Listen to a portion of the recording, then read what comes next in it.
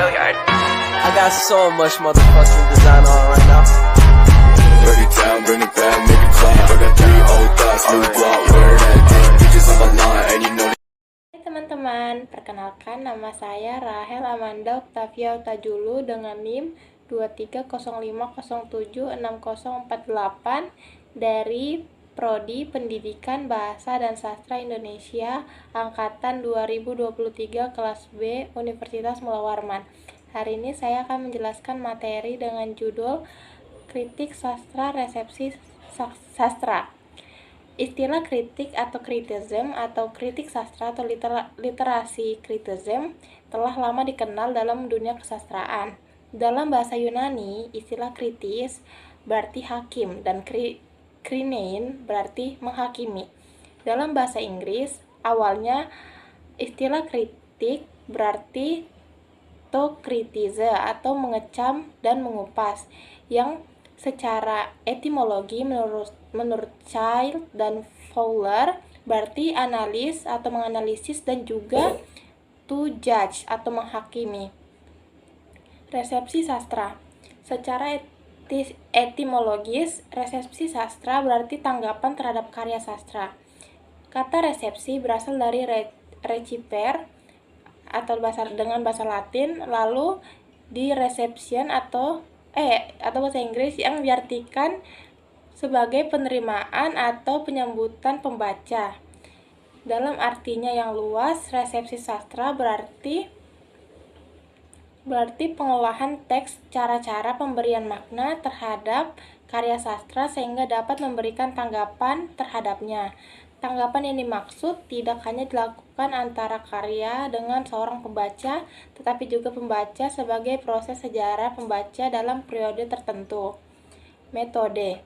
Yang pertama, metode resepsi dari pembaca non-profesional, yaitu catatan dalam buku catatan harian, catatan di pinggir buku, laporan dalam autobiografi, dan seterusnya. Yang kedua, laporan profesional. Yang ketiga, terjemahan dan saduran. Yang keempat, saduran di dalam sebuah medium lain seperti film yang berdasarkan sebuah novel. Yang kelima, resepsi produktif, yaitu unsur-unsur dari sebuah karya sastra diolah dalam sebuah karya baru. Dan yang terakhir, pengolahan dalam bentuk buku-buku sejarah, ensiklopedia, dan sebagainya.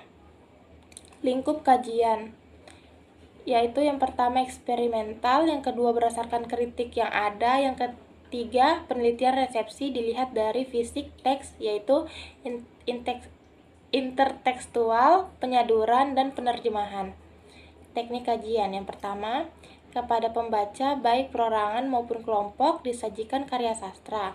Mereka lalu diberi pertanyaan baik lisan maupun tertulis, kesan penerimaannya. Jawaban pertanyaan secara tertulis dapat ditabulasikan jika menggunakan angket. Jika menggunakan metode wawancara, maka hasilnya dapat dianalisis secara kuantitatif. Yang kedua, pembaca juga meminta menginterpretasikan karya sastra, yaitu interpretasi tersebut dianalisis secara kualitatif. Dari dua langkah itu, yang penting diperhatikan adalah pelaksanaan penelitian bersifat eksperimental. Penelitian resepsi semacam ini bersifat sinkronis, sedangkan penelitian diakronis untuk melihat penerimaan sejarah resepsi digunakan strategi dokumenter melalui kupasan media massa. Hasil kupasan itu dikaji oleh peneliti. Contoh penelitian. Data yang dianalisis berupa hasil wawancara 15 orang pelanggan majalah penyebar semangat. Penulis akan memaparkan data tersebut satu persatu. Pemaparan hasil resepsi ini dari pembaca cerita sambung Ngoceki Impen, karya Sri Sugriyanto, yaitu studi kasus terhadap 15 orang pelanggan majalah penyebar semangat. Dari 15 orang pembaca, 11 orang responden diantaranya menyatakan cerita tersebut yaitu Ngoceki Impen menarik. Menarik itu dalam alur ceritanya susah ditebak sehingga pembaca penasaran dengan alur ceritanya untuk mengetahui akhir ceritanya. Ada 4 responden lainnya menyatakan cerbung tersebut tidak menarik karena pada saat membaca cerbung tersebut tidak membuat berdebar-debar. Resepsi sastra. Dari 15 orang pembaca itu, 11 orang responden atau 74% sepakat mengatakan cerita sambung Ngoncengi Impen tersebut menarik. Hal tersebut tercermin dalam beberapa jawaban responden yang dimaksud seperti berikut. Menariknya itu dalam alur ceritanya susah ditebak sehingga pembaca penasaran dengan kelanjutan ceritanya. Oleh responden bernama Bapak Marsana. Ada 4 responden atau 26% menyatakan cerbung tersebut tidak menarik. Hal tersebut tercermin dalam beberapa jawaban responden yang dimaksud seperti berikut. Tidak menarik, kurang membuat greget saat membacanya, oleh responden yang bernama Bapak Munir. Berdasarkan jawaban responden dapat disimpulkan bahwa 7 orang responden atau 46% menyatakan cerbung Ngoncengi Impen merupakan cerbung yang berkualitas. Tersebut tercermin dalam beberapa jawaban responden yang dimaksud seperti berikut.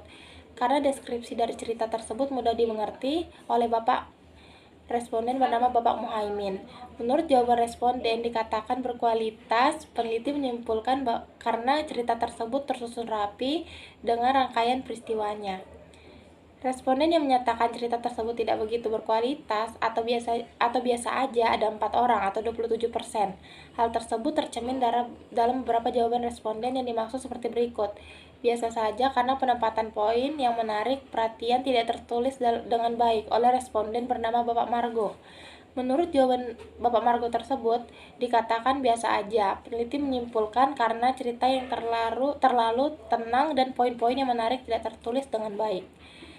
Akan tetapi, terdapat 4 responden atau 27% yang tidak mengetahui apakah cerita tersebut berkualitas ataupun tidak.